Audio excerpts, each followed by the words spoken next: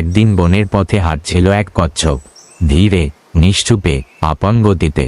হঠাৎ সামনে এলো এক দৌড়বাজ খরগোশ। হাসতে হাসতে বলল, এই কচ্ছপ, তুই তো ধিমে তালের রাজা, আমার সঙ্গে দৌড়াতে পারবি? কচ্ছপ মৃদু হেসে বলল, চেষ্টা করলে সবই সম্ভব, চল দেখি কে আগে পৌঁছায় গন্তব্যে। বনের প্রাণীরা জড়ো হলো, শুরু হলো দৌড়, লক্ষ্য দূরের আমগাছ। খরগোশ ছুটল বাতাসের মতো, আর কচ্ছপ সে নিজের ছন্দে এগোতে লাগল। কিছু দূর গিয়ে খরগোশ ভাবল, এই কচ্ছপ তো অনেক পিছনে, একটু ঘুমিয়ে নিই। গাছতলায় চোখ বুঝতেই ঘুম এসে গেল। এদিকে কচ্ছপ থামল না, এক পা করে সে এগিয়ে চলল।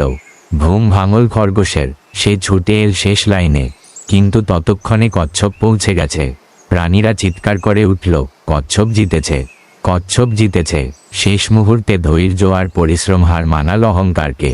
শিক্ষা, ধীরে চললেও যদি লক্ষ্য ঠিক থাকে সফলতা আসবেই।